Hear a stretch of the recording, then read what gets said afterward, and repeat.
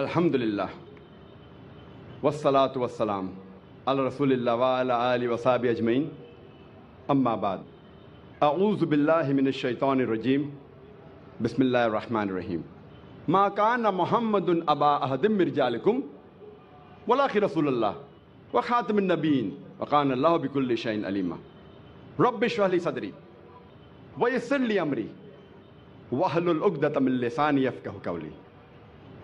শ্রদ্ধেয় গুরুজনেরা এবং আমার প্রিয় ভাই ও বোনেরা, আপনাদের সবাইকে স্বাগত জানাই ইসলামিক সম্ভাষণে। আসসালামু আলাইকুম ওয়া রাহমাতুল্লাহি ওয়া বারাকাতুহু। আল্লাহ সুবহানাহু ওয়া তাআলার দয়া, শান্তি ও রহমত আপনাদের সকলের উপরে বর্ষিত হোক।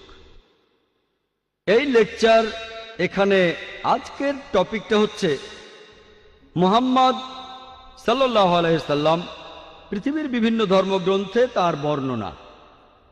অনেক লোকেরই ভুল ধারণা আছে যে ইসলাম একটা নতুন ধর্ম, যেটা পৃথিবীর বুকে এসেছে 1400 বছর আগে, আর নবী মুহাম্মদ সাল্লাল্লাহু আলাইহি সাল্লাম হলেন এই ধর্মের প্রতিষ্ঠাতা। সত্যি বলতে ইসলাম পৃথিবীতে আছে সেই সুদূর অতীত থেকেই, যখন প্রথম মানুষটা পৃথিবীতে হেঁটে বেড়াতো।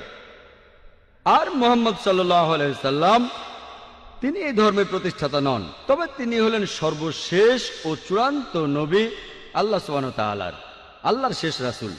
তাকে পাঠানো হয়েছে সব মানুষের জন্য। আমাদের পবিত্র কোরআন বলছে, সূরা ফাতিরের 24 নম্বর আয়াতে উল্লেখ করা হয়েছে, ওয়া ইম মিন উম্মাতিন ইল্লা খালা ফিহা নাযীর, এমন কোন সম্প্রদায় নেই যেখানে আমি সতর্ককারী পাঠাইনি। পবিত্র কোরআনে সূরা রাদের 7 নম্বর আয়াতে উল্লেখ করা হয়েছে, ওয়া কুল্লি কাওমিন হাদ, প্রত্যেক সম্প্রদায়ের জন্য আমি পথপ্রদর্শক পাঠিয়েছি। নাম ধরে পবিত্র কোরআনে আল্লাহ তাআলার 25 জন নবীর নাম আছে। যেমন ধরেন আদম, নূহ, ইব্রাহিম, মুসা, যিশু, মুহাম্মদ, তারা সকলেই শান্তিতে থাকুন। পবিত্র কোরআনে আল্লাহ সুবহানাহু ওয়া তাআলার 25 জন নবীর নাম উল্লেখ করা আছে। তবে আল্লাহ তাআলা কোরআনে আরো বলেছেন, সূরা নিসার 164 নম্বর আয়াতে উল্লেখ করা হয়েছে। এছাড়াও সূরা গাফিরের 78 নম্বর আয়াতে উল্লেখ করা হয়েছে, আমি আগে তোমাকে বলেছি কিছু নবীদের কথা, কিছু রাসূলদের কথা, বাকিদের কথা বলিনি। তার মানে পবিত্র কোরআনে সব নবী রাসূলের নাম উল্লেখ করা নেই। আর আমাদের নবীজি মুহাম্মদ সাল্লাল্লাহু আলাইহি সাল্লাম বলেছেন, এটা একটা সহিহ হাদিস, এটার উল্লেখ আছে মিশকাত আল মাসাবিতে 3 নম্বর খণ্ডের হাদিস নম্বর 5737। আমাদের নবীজি মুহাম্মদ সাল্লাল্লাহু আলাইহি সাল্লাম বলেছেন যে আল্লাহ সুবহানাহু ওয়া তাআলা এই পৃথিবীতে প্রায় 1,24,000 পয়গম্বর পাঠিয়েছেন। তবে নাম ধরে পবিত্র কোরআনে 25 জনের কথা বলা হয়েছে। কিন্তু এই সব রাসূল যারা এসেছেন সর্বশেষ নবী মুহাম্মদ সাল্লাল্লাহু আলাইহি সাল্লামের আগে, তারা এসেছিলেন শুধু তাদের সম্প্রদায়ের জন্য। আর তারা যে কথাগুলো প্রচার করেছেন সেই কথাগুলো মেনে চলা দরকার ছিল একটা নির্দিষ্ট সময়ের জন্য। যেসব নবী রাসূল মুহাম্মদ সাল্লাল্লাহু আলাইহি সাল্লামের আগে এসেছিলেন, তারা এসেছিলেন শুধুমাত্র তাদের সম্প্রদায়ের জন্য। যেমন ধরেন ঈসা আলাইহিস সালাম, খ্রিস্টানরা যাকে বলে যীশু খ্রিস্ট, তিনি এসেছিলেন শুধু ইহুদিদের জন্য, ইসরায়েলীদের জন্য। আল্লাহ পবিত্র কোরআনে বলেছেন, সূরা ইমরানের 49 নম্বর আয়াতে উল্লেখ করা হয়েছে যে ঈসা নবী বা যীশু খ্রিস্ট তিনি ছিলেন বনী ইসরায়েলের জন্য একজন নবী, ইসরায়েলের সন্তানদের জন্য। এছাড়াও একই ধরনের কথা আছে সূরা সাফে 6 নম্বর আয়াতে উল্লেখ করা হয়েছে যে যীশু খ্রিস্ট নিজের মুখে বলেছেন ইসরায়েলবাসীদের উদ্দেশ্যে, আমাকে এখানে আল্লাহর রাসূল হিসেবে পাঠানো হয়েছে। আর একই ধরনের কথা এমনকি পবিত্র বাইবেলেও আছে। বাইবেলে উল্লেখ করা আছে গসপেল অফ ম্যাথিউ 10 নম্বর অধ্যায়ের 5 ও 6 অনুচ্ছেদে যীশু খ্রিস্ট তার নিজের মুখে বলেছেন, তিনি তার শিষ্যদের বলছেন যে তোমরা কেউ জেন্টাইলদের পথ অনুসরণ করো না। এই জেন্টাইল কারা? যারা ইহুদি না, হিন্দুরা, মুসলিমরা। তোমরা কেউ জেন্টাইলদের পথ অনুসরণ করো না, আর তোমরা কেউ সামারিটিন শহরে প্রবেশ করবে না, তার বদলে তোমরা ইসরায়েলের শহরে প্রবেশ করবে। একই ধরনের কথা আছে গসপেল অফ ম্যাথিউ 15 নম্বর অধ্যায়ের 24 অনুচ্ছেদে, যেখানে যীশু খ্রিস্ট তার নিজের মুখে বলেছেন যে আমাকে পাঠানো হয়েছে শুধুমাত্র ইসরায়েলবাসীদের পথ দেখানোর জন্য। তার মানে হচ্ছে যে কোরআন এবং বাইবেলের কথা অনুযায়ী যীশু খ্রিস্টকে পাঠানো হয়েছিল শুধুমাত্র বনী ইসরায়েলীদের জন্য, শুধুমাত্র ইহুদিদের জন্য, ইসরায়েলের সন্তানদের জন্য। তবে নবীজি মুহাম্মদ সাল্লাল্লাহু আলাইহি সাল্লাম ছিলেন সর্বশেষ আর চূড়ান্ত নবী। লেকচারের শুরুতেই আমি পবিত্র কোরআনের একটা আয়াত বলেছিলাম। সূরা আহজাবের 40 নম্বর আয়াতে উল্লেখ করা হয়েছে, বলা হয়েছে, মা কানা মুহাম্মাদুন আবা আহাদিম মির রিজালিকুম ওয়ালাকিন রাসূলুল্লাহ ওয়া খাতামুন নবিয়্যিন ওয়া কানা আল্লাহু বিকুল্লি শাইইন আলিমা। মুহাম্মদ সাল্লাল্লাহু আলাইহি সাল্লাম তিনি তোমাদের মধ্যে কোনো পুরুষের পিতা নন, তবে তিনি হলেন আল্লাহর প্রেরিত রাসূল, আর তিনি হলেন নবুয়তের সিলমোহর। নিশ্চয়ই আল্লাহ তাআলা সব বিষয়ে জানেন। যেহেতু মুহাম্মদ সাল্লাল্লাহু আলাইহি সাল্লাম ছিলেন আল্লাহর সর্বশেষ ও চূড়ান্ত রাসূল, সেজন্য তাকে শুধুমাত্র মুসলিমদের জন্য পাঠানো হয়নি বা আরবদের জন্য। আল্লাহ পবিত্র কোরআনে বলেছেন, সূরা আনবিয়ার 107 নম্বর আয়াতে উল্লেখ করা হয়েছে, ওমা আরসালনাকা ইল্লা রাহমাতাল লিল আলামিন, আমি তো তোমাকে পাঠিয়েছি শুধুমাত্র বিশ্বজগতের প্রতি রহমত হিসেবে, প্রাণী জগতের প্রতি একটা রহমত হিসেবে, পুরো মানুষ জাতির প্রতি রহমত হিসেবে।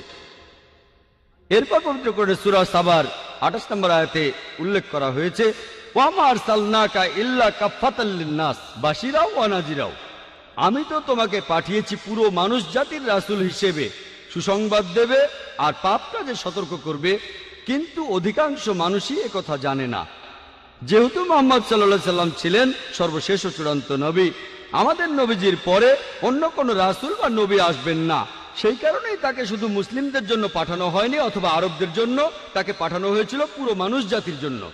আমরা মুসলিমরা আমরা বিশ্বাস করি যে পবিত্র কোরআন এটা হলো আল্লাহ তাআলার বাণী, এটা হলো আল্লাহ তাআলার সর্বশেষ আসমানি কিতাব।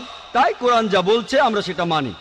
সেজন্যই আমরা এটাও মানি যে নবী মুহাম্মদ সাল্লাল্লাহু আলাইহি সাল্লাম হলেন সর্বশেষ ও চূড়ান্ত নবী, আর এটাও মানি তাকে পাঠানো হয়েছে পুরো মানুষ জাতির জন্য। তবে বেশিরভাগ অমুসলিম, সাধারণভাবে সব অমুসলিমই, তারা বিশ্বাস করে না যে কোরআন এটা আল্লাহর বাণী, আর সে কারণে তারা মানতে চায় না যে নবী মুহাম্মদ সাল্লাল্লাহু আলাইহি সাল্লাম হলেন আল্লাহর সর্বশেষ ও চূড়ান্ত নবী, তিনি এসেছেন পুরো মানুষ জাতির জন্য। এ কারণে অমুসলিমদেরকে বোঝানোর জন্য আমি এখানে সাহায্য আর নির্দেশনা নেব পবিত্র কোরআনের একটি আয়াত থেকে। আর আমার মতে এই আয়াতটাতে আছে দাওয়ার চাবিকাঠি, অমুসলিমদেরকে বোঝানোর মূল মন্ত্র। পবিত্র কোরআনে সূরা ইমরানের 64 নম্বর আয়াতে উল্লেখ করা হয়েছে, তাআলাউ ইলা কালমাতিন সাওয়াইম বাইনানা ওয়া বাইনাকুম, এসো সেই কথায় যাহা আমাদের এবং তোমাদের মধ্যে এক।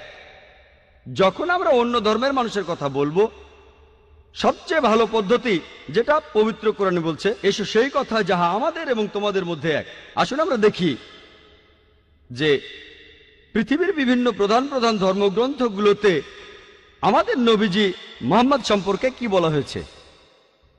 তাহলে এই অমুসলিমরা যদি বিশ্বাস করে এই ধর্মগ্রন্থগুলো যেটা তাদের ধর্মের, যদি সেই ধর্মগ্রন্থে উল্লেখ থাকে, যদি তারা মনে করে যে এটা আল্লাহর বাণী, তাহলে সেই ধর্মগ্রন্থের কথাগুলোও তাদের মানতে হবে।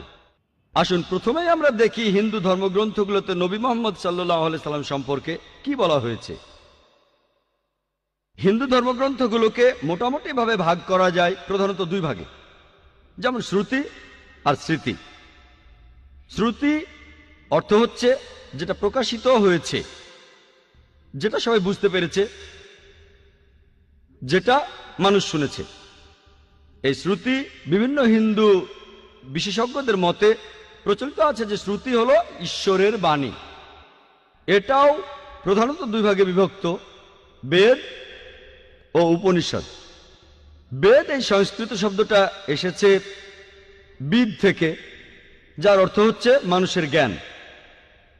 আর বেদ প্রধানত চার প্রকার: ঋগ্বেদ, যজুর্বেদ, সামবেদ ও অথর্ববেদ। যদিও এই বেদগুলো ঠিক কোন সময় থেকে পৃথিবীতে আছে সেটা কেউই জানে না। তবে স্বামী দয়ানন্দ সরস্বতীর কথা অনুযায়ী, যিনি হলেন আর্য সমাজের প্রতিষ্ঠাতা, তিনি বলেছেন যে এই বেদগুলো আসলে এগুলোর বয়স হচ্ছে 131 কোটি বছর। তবে এই বিশেষজ্ঞদের বেশিরভাগই তারা বলেন বেদের বয়স আনুমানিক 4000 বছর।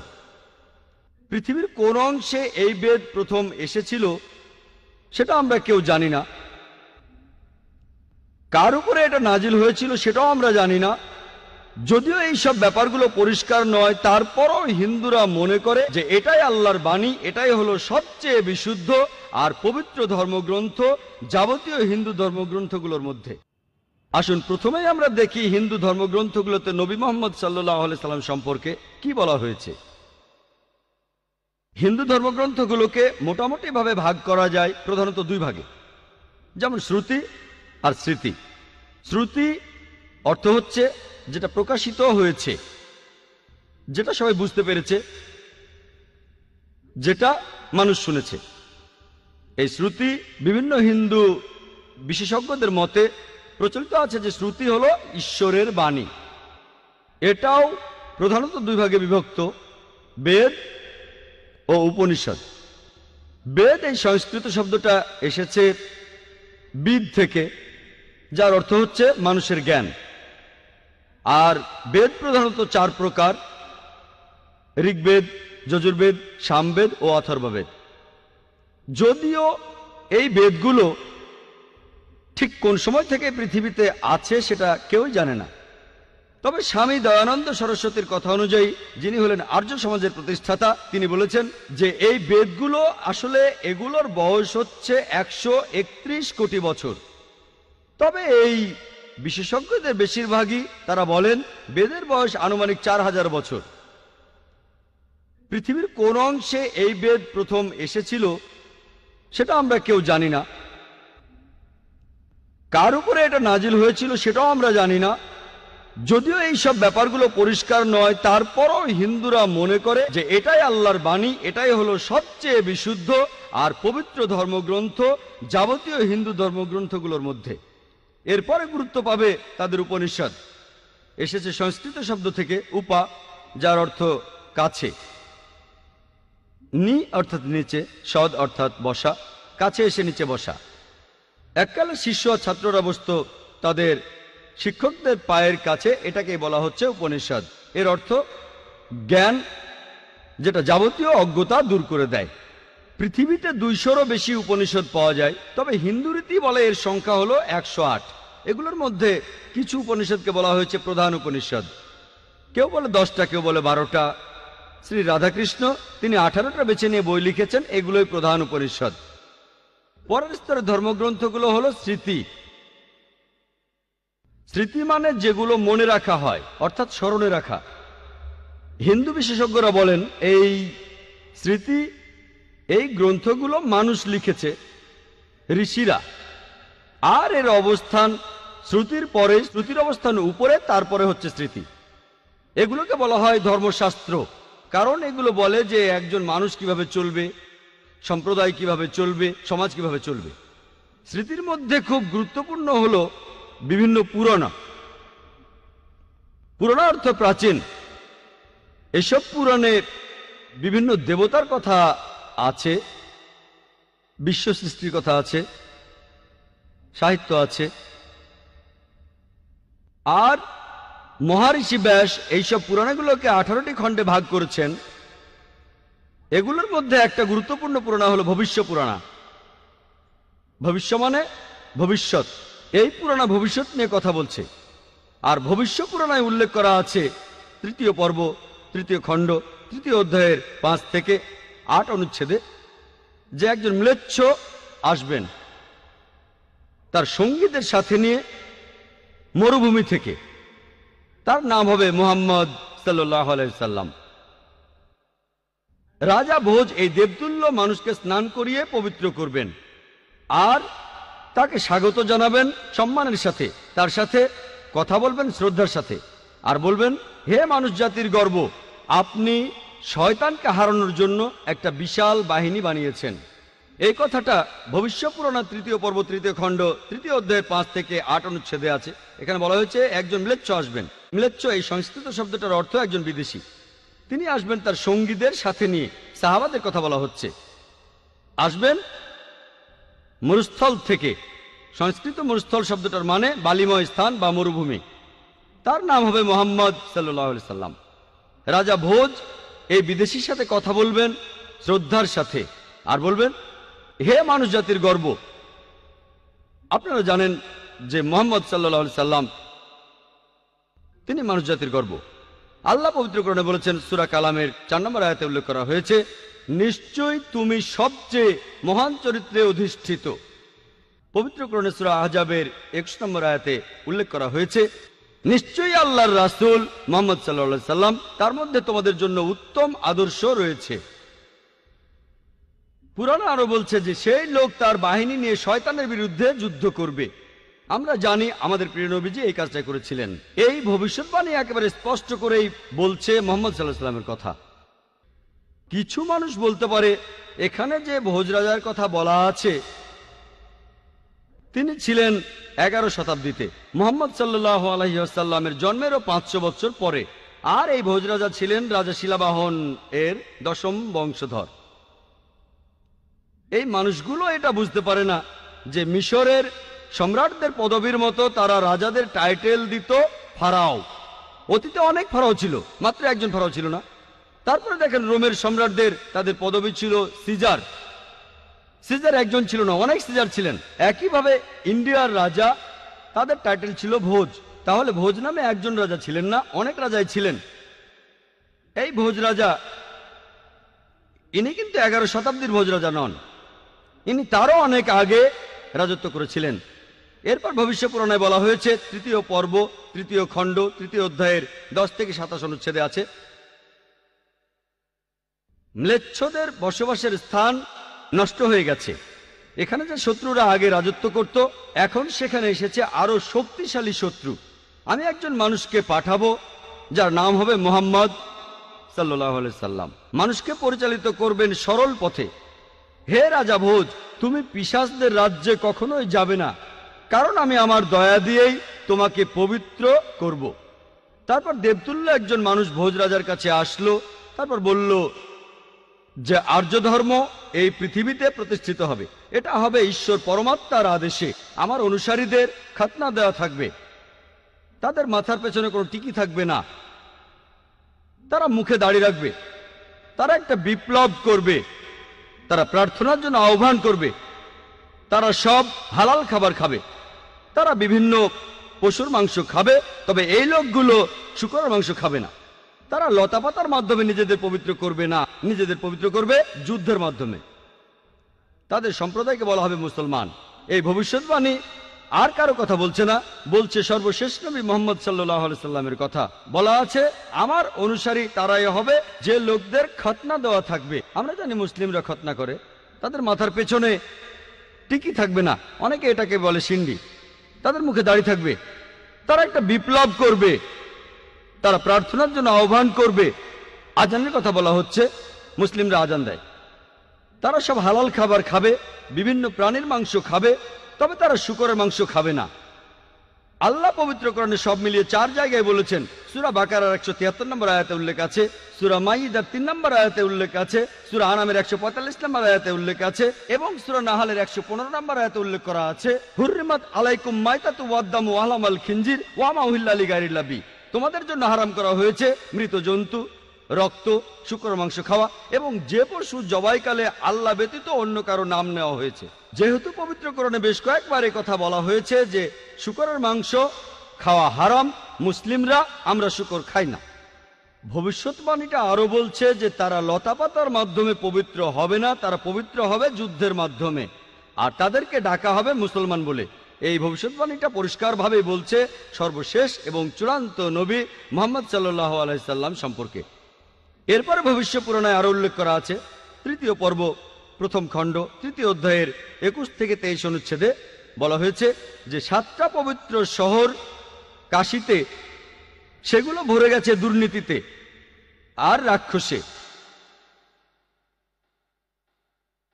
সেই সময়ে ম্লেচ্ছদের দেশে ম্লেচ্ছ ধর্মের অনুসারী যারা আছে তারা ভালো মানুষ, তাদের মধ্যে সব ভালো গুণই আছে। আর এই দেশে দেখো সব ধরনের পাপই বিদ্যমান আছে। হে ঋষি, তোমার প্রভুর নামকে সমুন্নত রেখো। এখানে আসলে বলা হচ্ছে মুহাম্মদ সাল্লাল্লাহু আলাইহি সাল্লামের কথা, তার অনুসারীদের কথা। মুহাম্মদ সাল্লাল্লাহু আলাইহি সাল্লামের কথা বেদেও ভবিষ্যৎবাণী করা হয়েছে। অথর্ব বেদে বলা হয়েছে 20 নম্বর গ্রন্থে 127 নম্বর অনুচ্ছেদের 1 থেকে 14 নম্বর মন্ত্র, এটাকে বলা হয় কুন্টাক সুক্তাস। কুন্টাক অর্থ পেটের ভিতর লুকানো গ্রন্থি।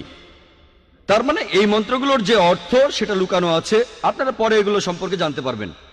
কুন্টাকের আরো একটা অর্থ দুর্দশা থেকে মুক্ত, আরেকটা অর্থ শান্তি। আর ইসলামেরও একই অর্থ। এর আরেকটা অর্থ হলো পৃথিবীর কেন্দ্র। আমরা জানি যে মক্কা শহরটা পৃথিবীর কেন্দ্র। আল্লাহ পবিত্র কোরআনে বলেছেন, সূরা ইমরানের 96 নম্বর আয়াতে উল্লেখ করা হয়েছে, মানুষ জাতির জন্য প্রথম ঘর বানানো হয়েছিল বাক্কায়। এটা মক্কার আরেকটা নাম। আমি এখানে 14টা মন্ত্রের সবগুলো বলার সময় পাবো না। এখন আপনাদের সামনে সংক্ষেপে 4টা মন্ত্র বলবো। অথর্ববেদ 20 নম্বর গ্রন্থে 127 নম্বর অনুচ্ছেদের 1 নম্বর মন্ত্র বলছে, তিনি হলেন নরসাংসা, তিনি হলেন কাওরামা, যাকে রক্ষা করা হয়েছে 60,090 জন শত্রুর কবল থেকে। 2 নম্বর মন্ত্র বলছে, তিনি একজন উটে চড়া ঋষি। 3 নম্বর মন্ত্র বলছে, তিনি হলেন মামা ঋষি। 4 নম্বর মন্ত্র বলছে, তিনি হলেন বৈষ্ণবী রেব।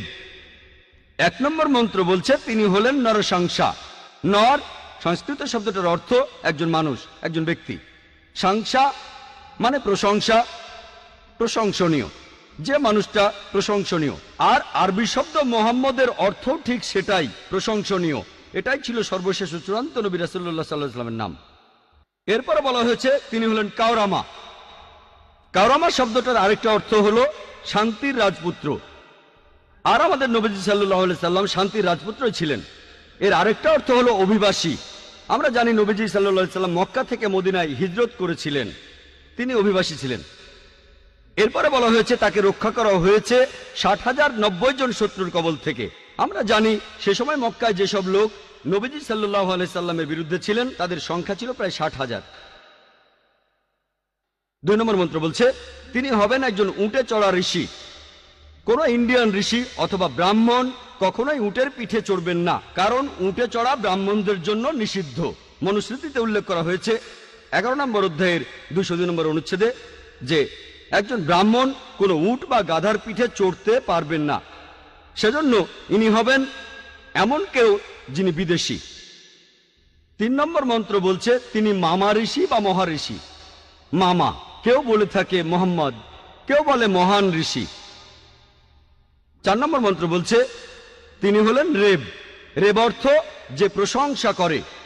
আমাদের নবীজি সাল্লাল্লাহু আলাইহি সাল্লামের আরেকটা নাম হলো আহম্মদ, যে প্রশংসা করে। এটার আরবি হলো আহম্মদ। এটা ছিল আমাদের নবীজি সাল্লাল্লাহু আলাইহি সাল্লামের আরেকটা নাম। অথর্ববেদে মুহাম্মদ সাল্লাল্লাহু আলাইহি সাল্লাম সম্পর্কে আরো ভবিষ্যৎবাণী আছে। 20 নম্বর গ্রন্থে 21 নম্বর অনুচ্ছেদের 6 নম্বর মন্ত্র বলা হয়েছে, এখানে আহজাবের যুদ্ধের কথা বলা হয়েছে। আহজাবের যুদ্ধ এখানে বলা হয়েছে যে এই ঋষিকে রক্ষা করা হবে 10,000 শত্রুর কবল থেকে, আর তিনি এই যুদ্ধে বিজয়ী হবেন লড়াই না করেই। তিনি একজন কারু। এখন সংস্কৃত শব্দ কারু অর্থাৎ যে ব্যক্তি প্রশংসা করে। আরবি করলে যেটা হবে আহম্মদ, যেটা আমাদের নবীজির আরেকটা নাম। বলা হয়েছে তিনি লড়াই না করেই এই যুদ্ধে জিতবেন, অর্থাৎ আহজাবের যুদ্ধের কথা, যেখানে লড়াই না করেই মুসলিমরা জিতেছিল। আমরা জানি যে সেই যুদ্ধে শত্রুপক্ষের লোকজন ছিল প্রায় 10,000।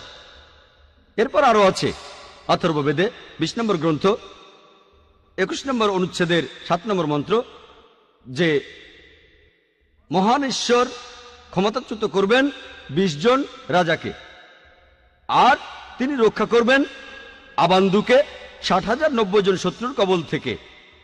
সংস্কৃত শব্দ আবান্দু অর্থ হলো এতিম।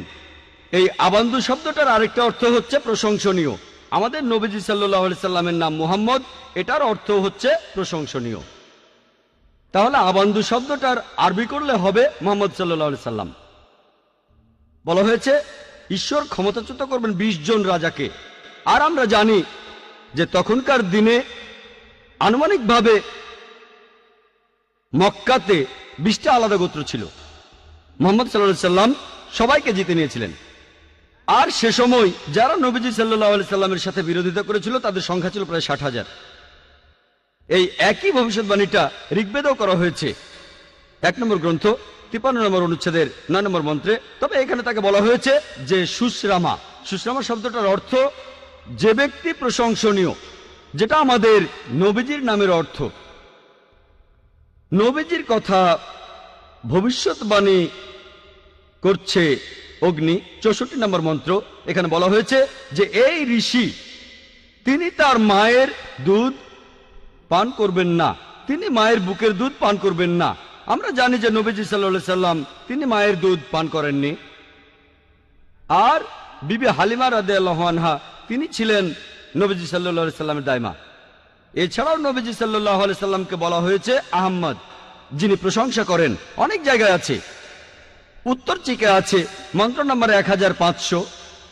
এরপর ইন্দ্র 2 নম্বর অধ্যায়ের 152 নম্বর মন্ত্রে, যজুর্বেদের 31 নম্বর অধ্যায়ের 18 নম্বর অনুচ্ছেদে, ঋগ্বেদে 8 নম্বর গ্রন্থ 6 নম্বর অনুচ্ছেদের 10 নম্বর মন্ত্রে, অথর্ববেদে 8 নম্বর গ্রন্থ 5 নম্বর অনুচ্ছেদের 16 নম্বর মন্ত্রে, অথর্ববেদে 20 নম্বর গ্রন্থ 126 নম্বর অনুচ্ছেদের 14 নম্বর মন্ত্রে আছে নবীজি মুহাম্মদ সাল্লাল্লাহু আলাইহি সাল্লামকে আহমেদ বলে ডাকার পাশাপাশি অনেক জায়গায় তাকে আরেকটা নামে ডাকা হয়েছে, সেটা নরশংসা।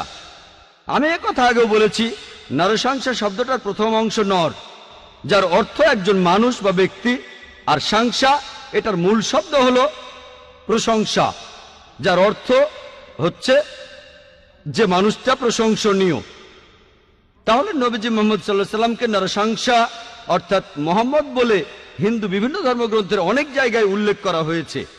ঋগ্বেদে 1 নম্বর গ্রন্থ 13 নম্বর অনুচ্ছেদের 3 নম্বর মন্ত্রে, ঋগ্বেদের 1 নম্বর গ্রন্থ 18 নম্বর অনুচ্ছেদের 9 নম্বর মন্ত্রে, ঋগ্বেদের 1 নম্বর গ্রন্থ 106 নম্বর অনুচ্ছেদের 4 নম্বর মন্ত্রে, ঋগ্বেদে 1 নম্বর গ্রন্থ 142 নম্বর অনুচ্ছেদের 3 নম্বর মন্ত্রে, ঋগ্বেদে 2 নম্বর গ্রন্থ 3 নম্বর অনুচ্ছেদের 2 নম্বর মন্ত্রে, ঋগ্বেদে 5 নম্বর গ্রন্থ 5 নম্বর অনুচ্ছেদের 2 নম্বর মন্ত্রে, ঋগ্বেদে 7 নম্বর গ্রন্থ 2য় অনুচ্ছেদের 2য় মন্ত্রে, ঋগ্বেদে 10 নম্বর গ্রন্থ 64 নম্বর অনুচ্ছেদের 3 নম্বর মন্ত্রে, ঋগ্বেদে 10 নম্বর গ্রন্থ 182 নম্বর অনুচ্ছেদের 2 নম্বর মন্ত্রে, যজুর্বেদে 20 নম্বর অধ্যায়ের 37 অনুচ্ছেদে, যজুর্বেদে 20 নম্বর অধ্যায়ের 57 অনুচ্ছেদে, যজুর্বেদের 21 অধ্যায়ের 31 অনুচ্ছেদে, যজুর্বেদের 21 অধ্যায়ের 55 অনুচ্ছেদে, যজুর্বেদের 28 অধ্যায়ের 2 অনুচ্ছেদে, যজুর্বেদের 28 অধ্যায়ের 19 অনুচ্ছেদে, যজুর্বেদে 28 অধ্যায়ের 42 নম্বর অনুচ্ছেদে। এভাবে সারাদিন শুধু রেফারেন্সই দিয়ে যেতে পারেন যে হিন্দু ধর্মগ্রন্থে এই সব জায়গায় আমাদের নবীজির নাম উল্লেখ করা হয়েছে।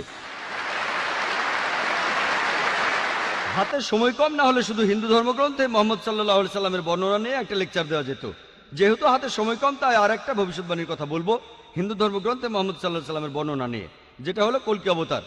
এটার উল্লেখ আছে ভগবত পুরাণায় 12 নম্বর খণ্ড 2য় অধ্যায়ের 18 থেকে 20 নম্বর অনুচ্ছেদে বলা হয়েছে যে বিষ্ণু ইয়াস নামে একজনের ঘরে, যে মহৎ হৃদয়ের ব্রাহ্মণ, যে শাম্বালা নামের একটা গ্রামের প্রধান, তার ঘরে জন্মাবে কল্কি।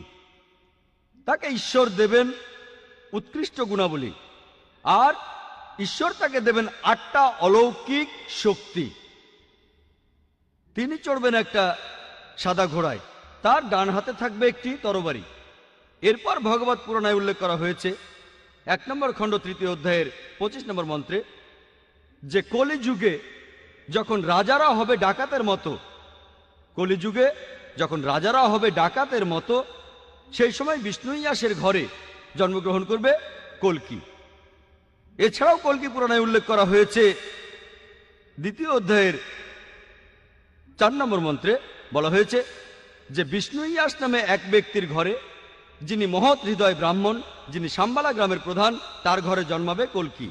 কল্কি পুরাণায় বলা হয়েছে 2য় অধ্যায়ের 5 নম্বর মন্ত্রে কল্কিকে সাহায্য করবে 4 জন সহচর পাপীদের বিরুদ্ধে লড়াই করার জন্য।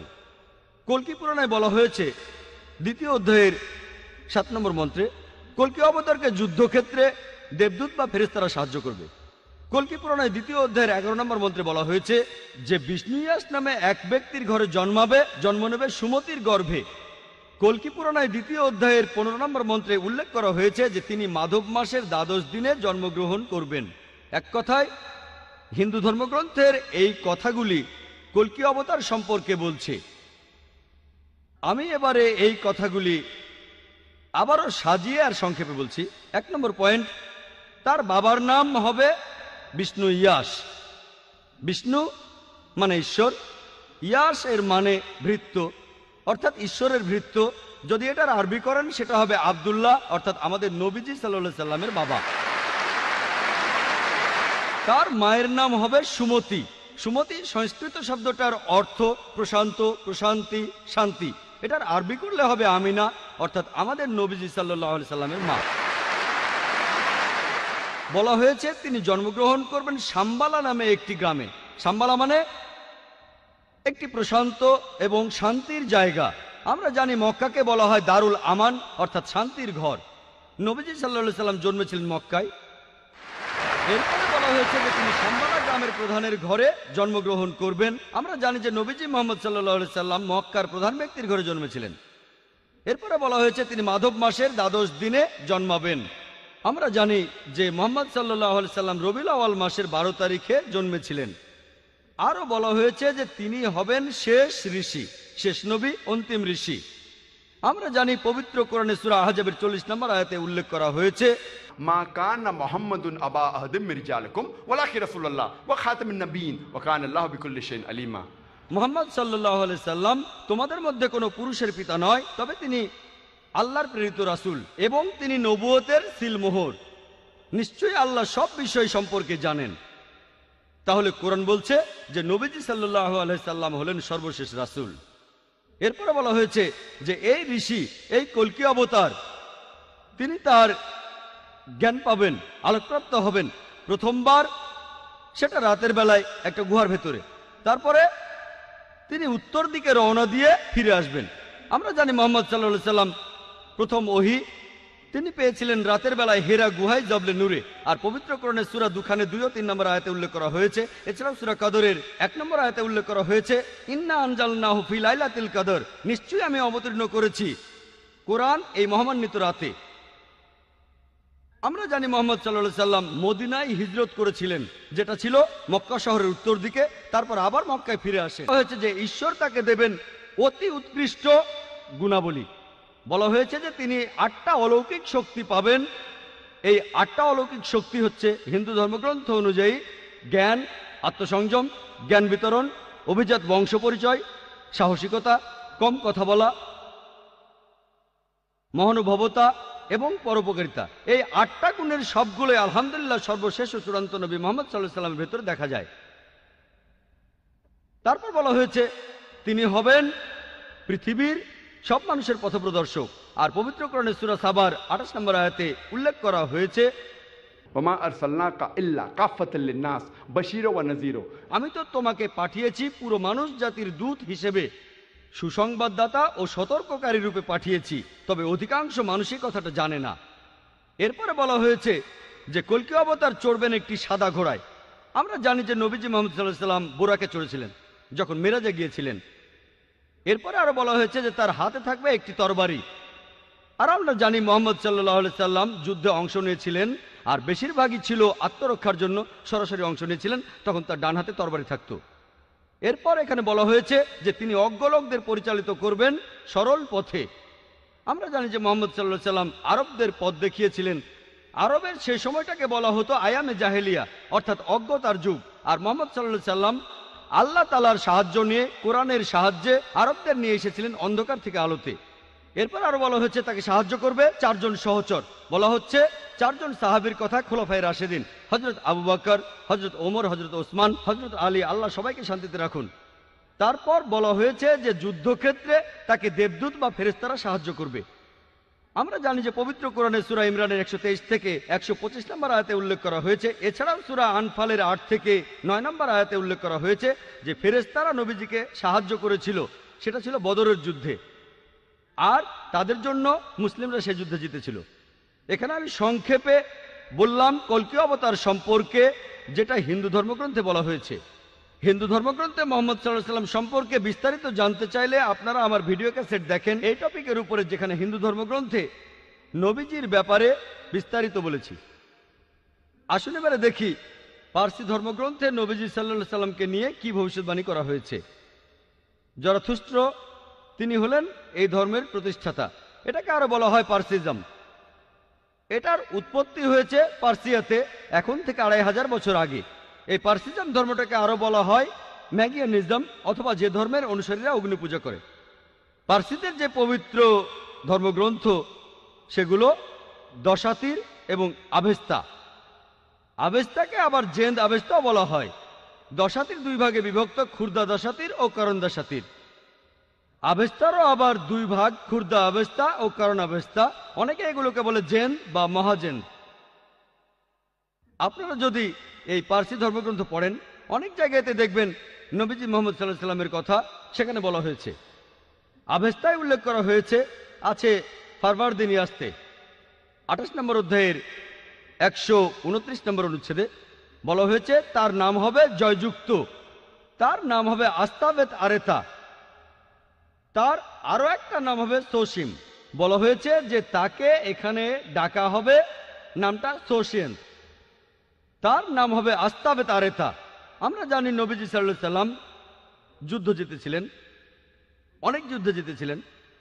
আর এখানে সোসিয়েন থাকবে। ইতিহাসের বিশ্বকোষের কথা অনুযায়ী শব্দটার অর্থ যে মানুষটা প্রশংসা করেছে। এটার আরবি হলে সেটাই হবে মুহাম্মদ সাল্লাল্লাহু আলাইহি সাল্লাম।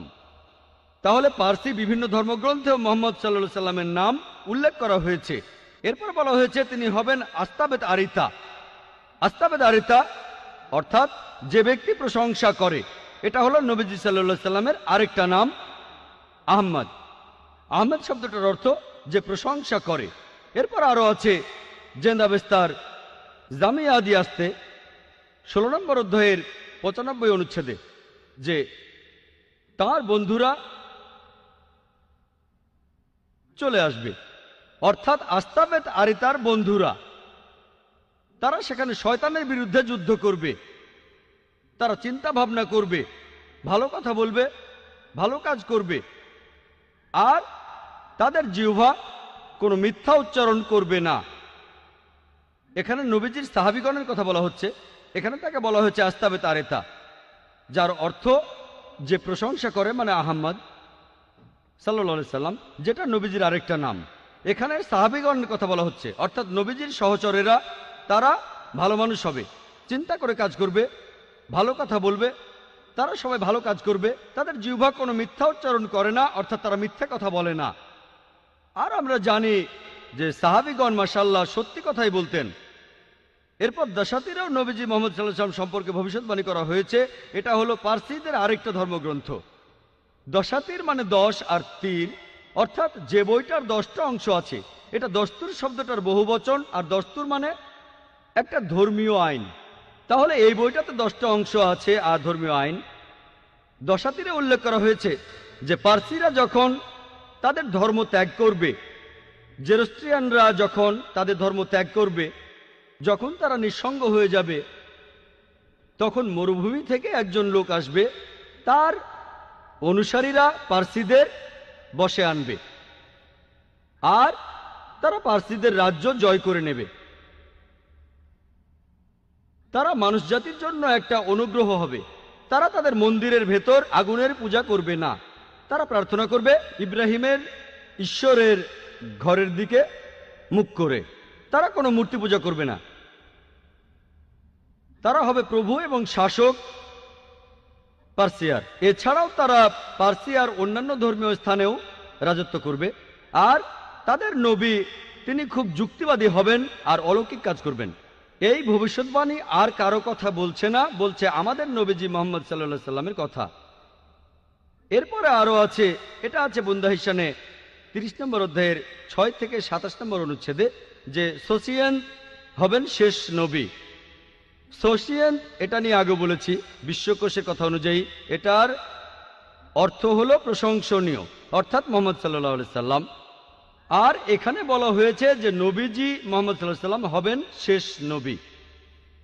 এটা হলো সংক্ষেপে পার্সি ধর্মগ্রন্থগুলোতে আমাদের নবীজির বর্ণনা। আসুন দেখি বৌদ্ধ ধর্মগ্রন্থগুলোতে আমাদের নবীজি সম্পর্কে কি বলা হয়েছে।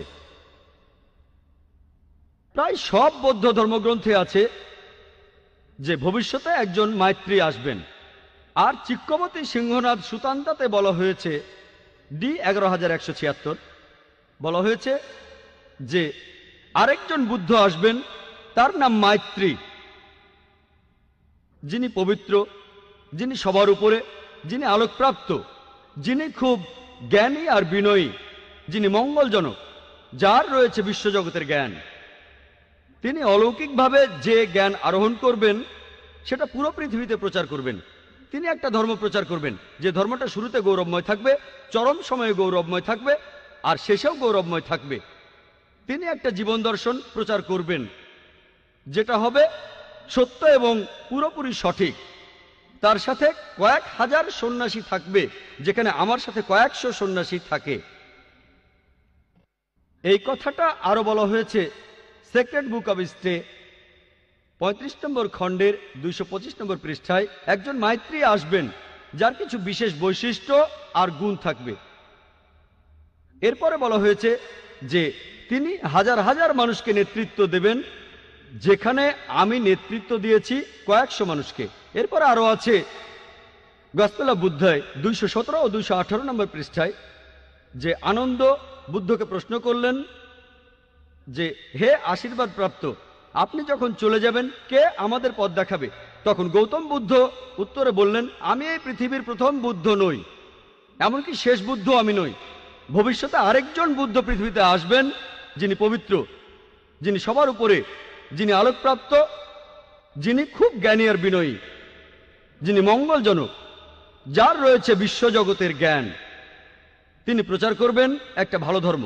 তিনি যে ধর্ম প্রচার করবেন সেটা শুরুতে গৌরবময় থাকবে, চরম সময়ে গৌরবময় থাকবে, আর শেষেও গৌরবময় থাকবে। তিনি যে ধর্ম প্রচার করবেন তার ভিত্তি হবে সত্য, আর সেটাই হবে সঠিক জীবন দর্শন। আর তার থাকবে হাজার হাজার শিষ্য, যেখানে আমার ছিল মাত্র কয়েকশো শিষ্য। বুদ্ধের প্রধান শিষ্য আনন্দ তাকে প্রশ্ন করলেন, আমরা তাকে কিভাবে চিনব? বুদ্ধ উত্তর দিলেন, সেই লোকের নাম হবে মাইত্রী। মাইত্রী অর্থাৎ ক্ষমাশীল, স্নেহময়, দয়ালু, করুণাময়। এই শব্দটার আরবি করলে হবে রাহমা। আল্লাহ পবিত্র কোরআনে বলেছেন, সূরা আম্বিয়ার 107 নম্বর আয়াতে উল্লেখ করা হয়েছে, ওয়ামা আরসালনাকা ইল্লা রাহমাতুল লিল আলামিন, আমি তো তোমাকে পাঠিয়েছি শুধুমাত্র বিশ্বজগতের প্রতি রহমত হিসেবে, জীবজগতের প্রতি রহমত হিসেবে, পুরো মানুষ জাতির প্রতি রহমত হিসেবে। এই রাহমা শব্দটা আর এর সমার্থক শব্দ ক্ষমা, এটা কোরআনে আছে সব মিলিয়ে 409 বার। আর কোরআনের প্রত্যেক সূরা, শুধুমাত্র 9 নম্বর সূরা তাওবা বাদে প্রত্যেক সূরার শুরুতেই আছে বিসমিল্লাহির রহমানির রহিম, দয়াময় পরম দয়ালু আল্লাহর নামে শুরু করছি। তাহলে বৌদ্ধ ধর্মগ্রন্থগুলোতে মাইত্রী নামে একজনের ভবিষ্যৎবাণী করা হয়েছে, যিনি আসলে আমাদের নবীজি সাল্লাল্লাহু আলাইহি সাল্লাম। বৌদ্ধ ধর্মগ্রন্থে নবীজি সম্পর্কে ভবিষ্যৎবাণী আরো অনেক আছে। আছে sacred book of the stay 11 নম্বর খণ্ডের 36 নম্বর পৃষ্ঠায়, মহাপরিনির্বাণ সুত্তা 2 নম্বর অধ্যায়ের 32 নম্বর অনুচ্ছেদে বলা হয়েছে যে গৌতম বুদ্ধের ক্ষেত্রে তার কোনো প্রকাশ্য অথবা গুপ্ত শিক্ষা ছিল না। হে আনন্দ, তথাগতরা অথবা শিক্ষকরা মুঠোবন্ধ করে রাখবে না, জ্ঞানটা তোমাদের নিজের কাছে রেখে দেবে না, এটা প্রচার করতে হবে। আমরা জানি মুহাম্মদ সাল্লাল্লাহু আলাইহি সাল্লাম আল্লাহর কাছ থেকে ওহী হিসাবে যা পেয়েছিলেন সেটা সবার জন্য প্রচার করেছেন, আর সাহাবাগণকে বলেছেন এগুলো মানুষের কাছ থেকে লুকিয়ে রেখো না, মানুষের মাঝে এগুলো প্রচার করো। এই ভবিষ্যৎবাণীতে এটাই বলা হয়েছে, এখানে প্রকাশ্য বা গুপ্ত কিছুই নেই, সবকিছুই মানুষের মাঝে প্রচার করতে হবে। বৌদ্ধ ধর্মগ্রন্থে এরপরে আরো আছে sacred book of the stay 11 নম্বর খণ্ডের 97 নম্বর পৃষ্ঠায়, মহাপরিনির্বাণ সুত্তা 5 নম্বর অধ্যায়ের 36 পৃষ্ঠায় বলা হয়েছে যে গৌতম বুদ্ধের যেমন এক পরিচারক ছিল, অর্থাৎ প্রধান শিষ্য আনন্দ, একইভাবে মাইত্রীরও এক পরিচারক থাকবে। ইতিহাস থেকে আমরা জানি, নবীজি সাল্লাল্লাহু আলাইহি সাল্লামের সিরাত থেকে, যে আমাদের নবীজির পরিচারক ছিলেন হযরত আনাস রাদিয়াল্লাহু আনহু। তিনি ছিলেন মালিকের পুত্র, আল্লাহ তাকেও শান্তিতে রাখুন। আর হযরত আনাস রাদিয়াল্লাহু আনহু বলেছেন, আমার বাবা মা 8 বছর বয়সে আমাকে নবীজির হাতে তুলে দেন। তার মা নবীজিকে বলেছিলেন, হে আল্লাহর রাসূল, একে আপনার পরিচারক হিসেবে গ্রহণ করুন। আর হযরত আনাস রাদিয়াল্লাহু আনহু বলেছেন যে নবীজি সাল্লাল্লাহু আলাইহি সাল্লাম তাকে দেখতেন নিজের ছেলের মতোই। আর আমরা জানি হযরত আনাস রাদিয়াল্লাহু আনহু সবসময় নবীজির সঙ্গে থাকতেন, শান্তির সময় থাকতেন, যুদ্ধের সময়ও থাকতেন, নিরাপত্তার সময় থাকতেন, বিপদের সময়ও থাকতেন। এভাবে আনন্দের সাথে তার তুলনা করা যায়। যখন গৌতম বুদ্ধের দিকে একটা পাগলা হাতি তেড়ে আসলো, আনন্দ তখন বুদ্ধের সামনে গিয়ে দাঁড়িয়েছিলেন। আমরা জানি একইভাবে হযরত আনাস রাদিয়াল্লাহু আনহু উহুদের যুদ্ধের সময়, তার বয়স 11 বছর, সেই যুদ্ধে যখন শত্রুরা নবীজিকে ঘিরে ফেলল, হযরত আনাস রাদিয়াল্লাহু আনহু নবীজির পাশে ছিলেন। এরপর হুনাইনের যুদ্ধে তার বয়স যখন 16 বছর, শত্রুপক্ষের তীরন্দাজরা নবীজিকে ঘিরে ফেলল, তখনও হযরত আনাস রাদিয়াল্লাহু আনহু নবীজির পাশে ছিলেন। এভাবে আনন্দের সাথে তাকে তুলনা করা যায়। বুদ্ধের দিকে পাগলা হাতি তেড়ে এলে আনন্দ দাঁড়িয়েছিলেন বুদ্ধের সামনে গিয়ে। তাহলে এই ভবিষ্যৎবাণীটাও সত্য হয়েছে যে মাইত্রীর এক পরিচারক থাকবে। এরপর আরো আছে গসপেল অফ বুদ্ধাতে 214 নম্বর পৃষ্ঠায় যে এই যে মাইত্রী আসবেন, অন্য যে বুদ্ধ আসবেন, তার 6টা গুণ থাকবে। প্রথমটা হচ্ছে তিনি আলোকপ্রাপ্ত হবেন রাতের বেলায়। 2 নম্বর, আলোকপ্রাপ্ত হওয়ার পরে তিনি উজ্জ্বল হবেন। 3 নম্বর, তিনি স্বাভাবিকভাবে মারা যাবেন। 4 নম্বর, তিনি রাতের বেলায় মারা যাবেন। 5 নম্বর, মারা যাওয়ার সময় তিনি উজ্জ্বল হবেন। আর 6 নম্বর হচ্ছে তিনি মারা যাওয়ার পরে তাকে এই পৃথিবীতে আর কখনো সশরীরে দেখা যাবে না। এই 6টা গুণাবলী পাওয়া যায় শুধুমাত্র আমাদের নবীজি মুহাম্মদ সাল্লাল্লাহু আলাইহি সাল্লামের মধ্যেই। আমরা জানি যে নবীজি প্রথম ওহী তিনি পেয়েছিলেন রাতের বেলায়। আর পবিত্র কোরআনে সূরা দুখানের 2 ও 3 নম্বর আয়াতে উল্লেখ করা হয়েছে। এছাড়াও সূরা কদরের 1 নম্বর আয়াতে আছে যে কোরআন নাজিল হয়েছিল মহিমান্বিত রাতে। এরপরে আছে তিনি উজ্জ্বল হবেন। আমরা জানি যে আমাদের নবীজি তখন উজ্জ্বল হয়েছিলেন, আলোকিত হয়েছিলেন। এরপরে আছে তিনি স্বাভাবিকভাবে মারা যাবেন। আমরাও জানি নবীজি স্বাভাবিকভাবে মারা গিয়েছিলেন। 4 নম্বর, তিনি মারা যাবেন রাতের বেলায়। আর আয়েশা রাদিয়াল্লাহু আনহার বলা হাদিস থেকে আমরা জানি যে নবীজির ঘরে প্রদীপে কোনো তেল ছিল না, তিনি পাশের বাড়ি থেকে তেল ধার নিলেন। অর্থাৎ নবীজি মারা যাওয়ার সময় তখন রাত ছিল। এরপরে আছে যে তিনি মারা যাওয়ার সময় উজ্জ্বল হয়ে যাবেন। আর হযরত আনাস রাদিয়াল্লাহু আনহু বলেছেন যে নবীজি মারা যাওয়ার সময় খুব উজ্জ্বল ছিলেন। এর পরেরটা হলো মারা যাওয়ার পরে তাকে আর কখনো সশরীরে দেখা যাবে না। আমরাও জানি যে নবীজি সাল্লাল্লাহু আলাইহি সাল্লাম সশরীরে আর ফিরে আসবেন না। মদিনায় তার রওজা রয়েছে, তাকে সশরীরে আর কখনো দেখা যাবে না। বৌদ্ধ ধর্মগ্রন্থে উল্লেখ করা এইসব কথা, এগুলো শুধুমাত্র নবীজি সাল্লাল্লাহু আলাইহি সাল্লামের বেলাতেই খাটে। বৌদ্ধ ধর্মগ্রন্থে এছাড়াও বলা হয়েছে, the secret book of the stay 10 নম্বর খণ্ড 68 নম্বর পৃষ্ঠা বলা হয়েছে যে তথাগতরা তারা শুধু প্রচার করবে। অর্থাৎ যে বুদ্ধরা আসবেন তারা শুধু প্রচার করবেন। আর আল্লাহ বলেছেন সূরা গাশিয়ার 21 নম্বর আয়াতে উল্লেখ করা হয়েছে, ফাযাক্কির ইন্নামা আনতা মুযাক্কির। আল্লাহ নবীজিকে বলছেন তোমার কাজ ধর্ম প্রচার করা, হেদায়েত করা, সেটার মালিক আল্লাহ সুবহানাহু ওয়া তাআলা। এছাড়াও আছে secret book of the stay 10 নম্বর খণ্ড 67 নম্বর পৃষ্ঠায় যে স্বর্গে যেতে হলে তোমার ভালো কাজগুলোরও প্রয়োজন হবে, তোমার ভালো কাজগুলোরও প্রয়োজন হবে তুমি যদি স্বর্গে যেতে চাও। আল্লাহ কোরআনে বলছেন সূরা আসরের 1 থেকে 3 নম্বর আয়াতে, ওয়াল আসর ইন্নাল ইনসানা লাফি খুসর ইল্লা আল্লাযিনা আমানু ওয়া আমিলুস সলিহাতি ওয়া তাওয়াসাউ বিল হাক্কি ওয়া তাওয়াসাউ বিস সবর। অর্থাৎ দুর্ভোগ তাদের যারা সামনে ও পেছনে লোকের নিন্দা করে, তারা বাদে যাদের বিশ্বাস আছে, ন্যায়নিষ্ঠতা আছে, যারা মানুষকে সত্যের পথে আনে, যারা মানুষকে ধৈর্য আর অধ্যবসায়ের পথে আনে। বেহেশতে যাওয়ার জন্য একটা শর্ত হলো আমালিস সলিহাত, ন্যায়নিষ্ঠতা, যে কথা বৌদ্ধ ধর্মগ্রন্থ আছে। এছাড়াও ধম্মপটে উল্লেখ করা আছে মাত্তই সুত্তা 151। এখানে সর্বশেষ বুদ্ধ বা মাইত্রীর বর্ণনা দেওয়া আছে। বলা হয়েছে তিনি হবেন মানুষ জাতির প্রতি করুণা, তিনি হবেন ভদ্র, তিনি হবেন মানুষের জন্য দৃষ্টান্ত, তিনি হবেন দয়ালু, আর তিনি হবেন সত্যবাদী। এই সব কথাগুলো খাটে শুধুমাত্র সর্বশেষ ও চূড়ান্ত নবী মুহাম্মদ সাল্লাল্লাহু আলাইহি সাল্লামের বেলায়। এই হলো সংক্ষেপে বৌদ্ধ ধর্মগ্রন্থে মুহাম্মদ সাল্লাল্লাহু আলাইহি সাল্লামের বর্ণনা। আসুন দেখি ইহুদি আর খ্রিস্টানদের ধর্মগ্রন্থে মুহাম্মদ সাল্লাল্লাহু আলাইহি সাল্লাম সম্পর্কে কি বলা হয়েছে। ইহুদি আর খ্রিস্টানদের ধর্মগ্রন্থ আমরা জানি বাইবেলের দুটো খণ্ড, একটা হলো ওল্ড টেস্টামেন্ট, অন্যটা নিউ টেস্টামেন্ট। এই বাইবেল ক্যাথলিক খ্রিস্টানদের মতে এতে ৭৩টা বই আছে, আর প্রোটেস্ট্যান্টদের মতে তারা 7টা বই বাদ দিয়েছে ইহুদিদের ধর্মগ্রন্থ ওল্ড টেস্টামেন্ট থেকে, তাই তাদের বাইবেলে আছে ৬৬টা বই। এদিকে ক্যাথলিক আর প্রোটেস্ট্যান্টদের নিউ টেস্টামেন্ট, সেখানে ২৭টা বই আছে, কিন্তু ক্যাথলিকদের মতে ওল্ড টেস্টামেন্টে আছে ৪৬টা বই, প্রোটেস্ট্যান্টদের মতে সেখানে ৩৯টা বই আছে। ওল্ড টেস্টামেন্টে সেই সব নবীর কথা বলা হয়েছে যারা ঈসা আলাইহিস সালামের আগে এই দুনিয়ায় এসেছিলেন, আর নিউ টেস্টামেন্ট সেখানে যীশু খ্রিস্টের জীবন আর তার সময়ের কথা বলা হয়েছে। আমরা প্রথমে ইহুদিদের ধর্মগ্রন্থে নবীজির বর্ণনা নিয়ে কথা বলবো। ওল্ড টেস্টামেন্টে উল্লেখ করা হয়েছে বুক অব ডিউটেরোনমি 18 নম্বর অধ্যায়ের 18 নম্বর অনুচ্ছেদে বলা হয়েছে, মহান ঈশ্বর বলেছেন, আমি একজন নবীকে পাঠাবো তোমার ভাইদের মধ্য থেকে যে তোমার মতো হবে, আমি তাকে ধর্ম প্রচার করতে বলবো, সে আমারই আদেশে সব কথা বলবে। এখানে বলা হয়েছে আমি একজন নবী পাঠাবো তোমার ভাইদের মধ্য থেকে যে তোমার মতো হবে, মুসা আলাইহিস সালামের মতো হবে।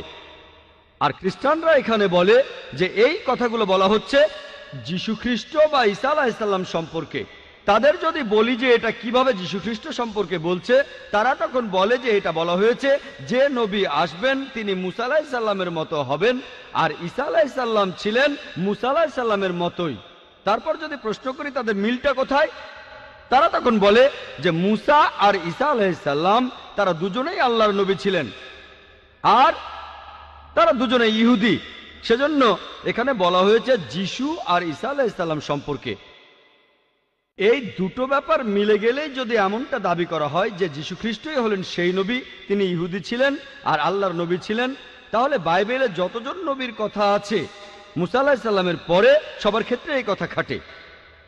যেমন ধরেন নবী Sulaiman, Ezekiel, Isaiah, Daniel, Hosea, Joel, John the Baptist, তারা সবাই শান্তিতে থাকুন, তারা সবাই আল্লাহর নবী আর তারা সবাই ইহুদি, সবার ক্ষেত্রে এই কথা খাটে।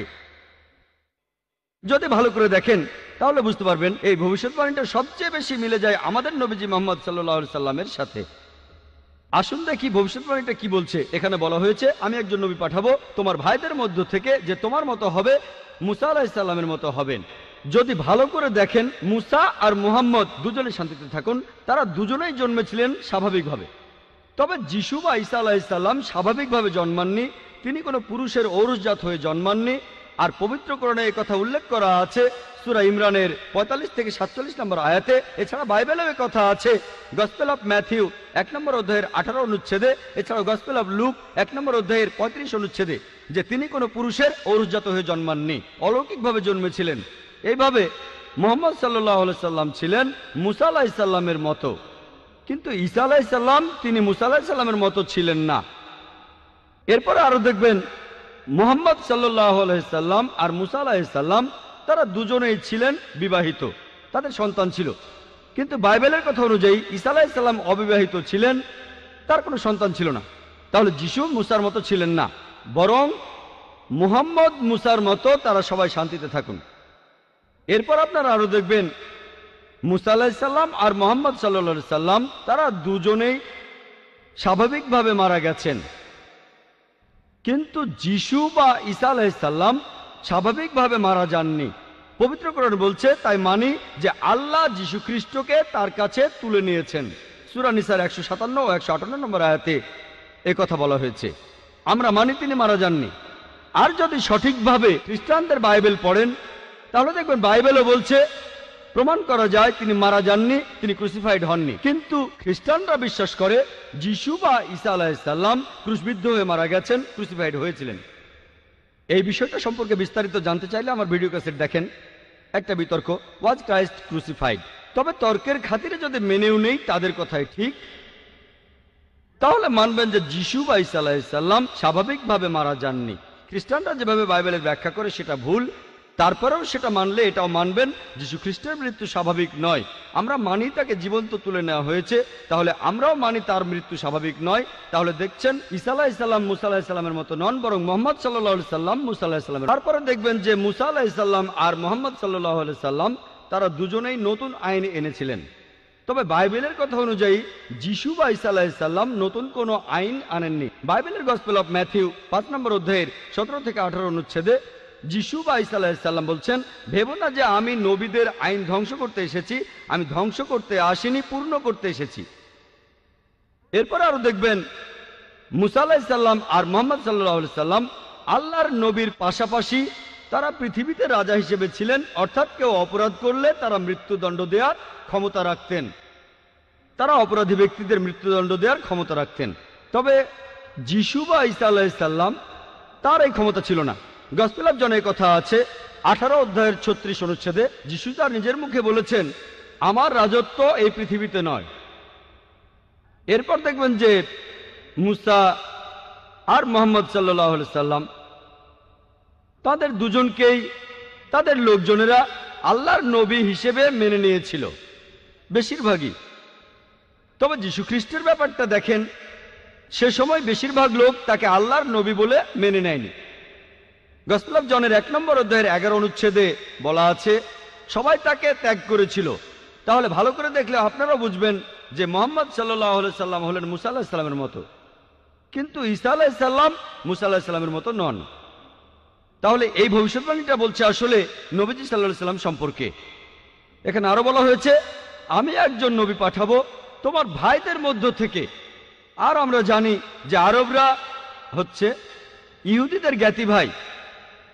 মুসা নবী ইহুদি ছিলেন, মুহাম্মদ সাল্লাল্লাহু আলাইহি সাল্লাম ছিলেন আরব। তারা দুজনে শান্তিতে থাকুন।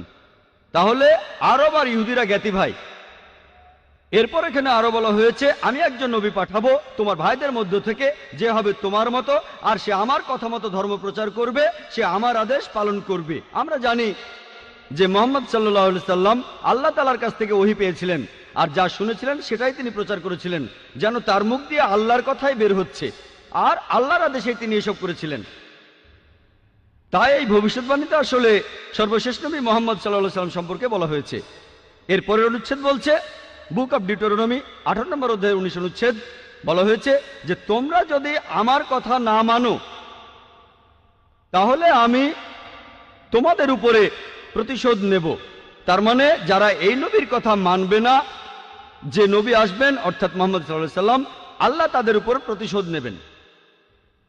এরপরে উল্লেখ আছে বুক অব আইজায়া 29 নম্বর অধ্যায়ের 12 নম্বর অনুচ্ছেদে বলা হয়েছে যে আসমানি কিতাব দেয়া হবে তাকে যে শিক্ষিত নয়। কিতাব দেয়া হবে সেই নবীকে যে শিক্ষিত নয়।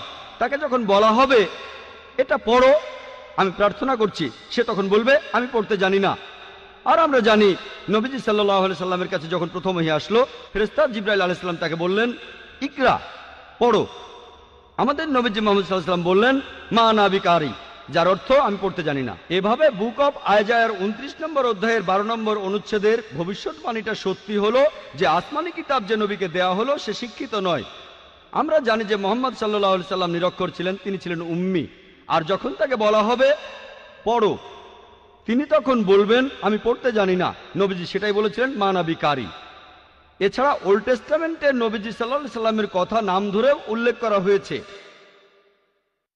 এটা বলা হয়েছে সং অফ সলোমনে 5 নম্বর অধ্যায়ের 16 অনুচ্ছেদে বলা হয়েছে হিব্রুতে হিক্কম আমিত্তাকিম উইকুল্লু মুহাম্মাদিম জেহদুদি ওয়া জেহরাই বাইনা জেরুজালেম, যার অর্থ তার কথা খুব মিষ্টি, সে খুব প্রিয় পাত্র, সে আমার প্রিয়জন, সে আমার বন্ধু, শোনো জেরুজালেমের কন্যারা। মুহাম্মাদিম শব্দটার অনুবাদ করা হয়েছে যে খুব প্রিয় পাত্র। তবে সেমেটিক ভাষায় দেখবেন আরবি বা হিব্রুতে ইম দিয়ে সম্মান বোঝানো হয়। যেমন ধরেন এলো, আল্লাহ এলোহিম, সম্মান দেখানো। তাই মুহাম্মদকে সম্মান দেখাতে বলা হচ্ছে মুহাম্মাদিম, সম্মান দেখাতে এভাবে বলা হয়েছে। তাহলে ওল্ড টেস্টামেন্টে নবীজির নাম ধরেই উল্লেখ করা হয়েছে, কিন্তু এখন যদি পড়েন এটার অনুবাদ করা হয়েছে খুব প্রিয় পাত্র। আসুন এবারে দেখি নিউ টেস্টামেন্টে মুহাম্মদ সাল্লাল্লাহু আলাইহি সাল্লাম সম্পর্কে কি বলা হয়েছে। এখন আমি যদি খ্রিস্টানদের কথা বলি ওল্ড টেস্টামেন্টে যেসব কথা বলা হয়েছে সেটা তারা মানবে, কারণ এটা তাদের ধর্মগ্রন্থ বাইবেলেরই একটা অংশ। আল্লাহ কোরআনে বলেছেন, সূরা আরাফের 157 নম্বর আয়াতে বলা হয়েছে, তারা অনুসরণ করে নিরক্ষর নবীকে, যার উল্লেখ রয়েছে তাওরাত এবং ইঞ্জিলে। এরপর সূরা সাফের 6 নম্বর আয়াতে উল্লেখ করা হয়েছে, যিশু বা ঈসা আলাইহিস সালাম ইসরায়েলবাসীদের বলছেন, ইসরায়েলের সন্তানদের, আমি আল্লাহর রাসূল হিসেবে তোমাদের কাছে এসেছি। আমার আগে যেসব নবী এসেছেন আমি তাদের সমর্থক, আর সুসংবাদ দিচ্ছি যে একজন নবী আসবেন যার নাম হবে আহমদ। আর নিউ টেস্টামেন্ট পড়লে দেখবেন যে সেখানে নবীজি সাল্লাল্লাহু আলাইহি সাল্লাম সম্পর্কে অনেক ভবিষ্যৎবাণী তখন করা হয়েছিল। এরপর আছে গসপেল অফ জন 14 নম্বর অধ্যায়ের 16 নম্বর অনুচ্ছেদে বলা হয়েছে, যিশু বা ঈসা আলাইহিস সালাম বলছেন, আমি পিতার কাছে প্রার্থনা করব, তিনি সাহায্যকারী পাঠাবেন যে সবসময় তোমাদের সাথেই থাকবে। এরপর গসপেল অফ জন 15 অধ্যায় 26 অনুচ্ছেদে বলছে, যখন সেই সাহায্যকারী আসবে আমার পিতা যাকে পাঠাবেন সে আমার সম্মানটা বাড়িয়ে দেবে। এরপর গসপেল অফ জন 16 নম্বর অধ্যায় 7 অনুচ্ছেদে আছে, আমি তোমাদের সত্যি কথাটাই বলে ফেলি, আমি চলে গেলেই তোমাদের সবার জন্য ভালো হবে, কারণ আমি যদি চলে না যাই তাহলে সেই সাহায্যকারী আসবে না, আর আমি চলে গেলেই সে এখানে আসবে। আর খ্রিস্টানদের বলতে শুনবেন, এই সাহায্যকারী বলতে বোঝায় পবিত্র আত্মাকে। এখন ভালো করে দেখেন, গসপেল অফ জন 16 নম্বর অধ্যায়ের 7 নম্বর অনুচ্ছেদ বলছে, তোমাদের আমি সত্যি কথা বলছি, যিশু তার শিষ্যদের বলছেন, তোমাদের আমি সত্যি কথা বলছি, আমি চলে গেলে তোমাদের জন্যই ভালো হবে, কারণ আমি চলে না গেলে সেই সাহায্যকারী আসবে না, আমি চলে গেলেই সে এখানে আসবে। সাহায্যকারীর পৃথিবীতে আসার শর্ত হলো যে যিশু বা ঈসা আলাইহিস সালাম চলে যাবেন, তিনি চলে গেলেই সাহায্যকারী তারপর এখানে আসবেন। আমরা জানি যে পবিত্র আত্মা তখনও ছিল যিশুকে যখন ব্যাপটাইজ করা হয়, এমনকি যীশু খ্রিস্ট জন্মানোর আগেও পবিত্র আত্মা সেখানে ছিল, যখন তিনি মায়ের গর্ভে ছিলেন। অনেক জায়গায় বাইবেল কথা বলা হয়েছে, তাহলে এই সাহায্যকারী আসলে পবিত্র আত্মা হতে পারে না। এরপরে দেখবেন এই সাহায্যকারী শব্দটা যদি গ্রিক বা অ্যারামাইক ভাষা দেখেন, গ্রিক ভাষায় এই শব্দটা হলো প্যারাক্লিট, এটার অনুবাদ করা হয়েছে সাহায্যকারী। প্যারাক্লিট শব্দটার অর্থ আসলে সমর্থন করা। মূল শব্দটা হলো প্যারাক্লিটস, যার অর্থ যে প্রশংসা করে অথবা যে প্রশংসা পাওয়ার যোগ্য। আমরা জানি যে আমাদের নবীজির দুটো নাম আছে, আহমেদ আর মোহাম্মদ সাল্লাল্লাহু আলাইহি সাল্লাম। এখন শব্দটা যাই হোক, ধরেন প্যারাক্লিটস যে প্রশংসা করে বা প্রশংসনীয়, অথবা ধরেন প্যারাক্লিট হোক সমর্থক বা সাহায্যকারী। আলহামদুলিল্লাহ, এই কথাগুলো সবচেয়ে বেশি মেলে সর্বশেষ নবী মুহাম্মদ সাল্লাল্লাহু আলাইহি সাল্লামের বেলায়। এরপর গসপেল অফ জনে বলা হয়েছে 16 নম্বর অধ্যায়ের 12 থেকে 14 নম্বর অনুচ্ছেদে, যিশু বা ঈসা আলাইহিস সালাম বলছেন, তোমাদের আমি অনেক কথাই বলতে চাই, কিন্তু তোমরা এখন সেগুলো বুঝবে না, কারণ যখন সত্যের আত্মা তোমাদের কাছে আসবে সে তোমাদের সত্যের পথে নিয়ে যাবে। সে তার নিজের কথা বলবে না, যে কথাগুলো শুনবে সেগুলোই বলবে, সে আমাকে মহিমান্বিত করবে, সে তোমাদের ভবিষ্যতের কথা বলবে। এখানে বলা হয়েছে, আমি তোমাদের অনেক কথা বলতে চাই, কিন্তু তোমরা এখন সেটা বুঝবে না। যীশু খ্রিস্ট তার শিষ্যদের বলছেন, আমি তোমাদের অনেক কথা বলতে চাই, কিন্তু তোমরা এখন সেগুলো বুঝবে না, কারণ যখন সত্যের আত্মা তোমাদের কাছে আসবে সে তোমাদের সত্যের পথে নিয়ে যাবে, তার নিজের কথা বলবে না, সে যা শুনবে তাই বলবে। আমরা জানি নবীজির কাছে যে ওহী এসেছিল তিনি সেটাই বলেছিলেন, সে তার নিজের কথা বলবে না, যে কথাগুলো শুনবে সেগুলোই বলবে, সে তোমাদের ভবিষ্যতের কথা বলবে, সে আমাকে মহিমান্বিত করবে। আমরা জানি মুহাম্মদ সাল্লাল্লাহু আলাইহি সাল্লাম যিশুকে মহিমান্বিত করেছেন পবিত্র কোরআনে আর বিভিন্ন হাদিসে। আমরা মানি যিশু বা ঈসা আলাইহিস সালাম তিনি আল্লাহ সুবহানাহু ওয়া তাআলার প্রেরিত একজন রাসূল ছিলেন। আমরা মানি যে যিশু বা ঈসা আলাইহিস সালাম হলেন মসিহ অর্থাৎ খ্রিস্ট। বিশ্বাস করি যে তিনি অলৌকিকভাবে জন্মেছিলেন কোনো পুরুষের হস্তক্ষেপ ছাড়াই, যেটা অনেক আধুনিক খ্রিস্টান বিশ্বাস করে না। বিশ্বাস করি তিনি আল্লাহর আদেশে মৃত মানুষকে জীবিত করেছেন। বিশ্বাস করি তিনি আল্লাহর আদেশে জন্মান্ধ কুষ্ঠরোগীদের সুস্থ করেছেন। তাহলে নবীজি মুহাম্মদ সাল্লাল্লাহু আলাইহি সাল্লাম যিশু খ্রিস্টকে মহিমান্বিত করেছিলেন। তাহলে এই ভবিষ্যৎবাণীটাও আসলে আমাদের নবীজি মুহাম্মদ সাল্লাল্লাহু আলাইহি সাল্লাম সম্পর্কে বলছে। এই হলো সংক্ষেপে ইহুদি আর খ্রিস্টানদের ধর্মগ্রন্থে আমাদের নবীজির বর্ণনা। সময়ের স্বল্পতার কারণে এখানে আমি অনেক উদ্ধৃতির কথা বলিনি। এটা হলো সংক্ষেপে বিশাল আইসবার্গের মাথাটা। আমাদের নবীজি মুহাম্মদ সাল্লাল্লাহু আলাইহি সাল্লাম বিভিন্ন ধর্মগ্রন্থে তার সম্পর্কে কি বলা হয়েছে। আমার লেকচার শেষ করার আগে কোরআন থেকে একটা উদ্ধৃতি দেব। সূরা কাউসারের 1 থেকে 3 নম্বর আয়াতে আল্লাহ বলেছেন, ইন্না আতাইনা কাল কাউসার ফাসাল্লি লিরাব্বিকা ওয়ানহার ইন্না শানিয়াকা হুয়াল আবতার। অর্থাৎ আমি তাকে দিয়েছি কল্যাণের প্রাচুর্য কাউসার, আর তুমি কোরবানি করো, প্রতিপালকের নামে সালাত আদায় করো। যদি কেউ তোমাকে ঘৃণা করে মুহাম্মদ সাল্লাল্লাহু আলাইহি সাল্লামকে, সেই ব্যক্তি তখন নির্বংশ হয়ে যাবে। ওয়া আখিরু দাওয়ানা আলহামদুলিল্লাহি।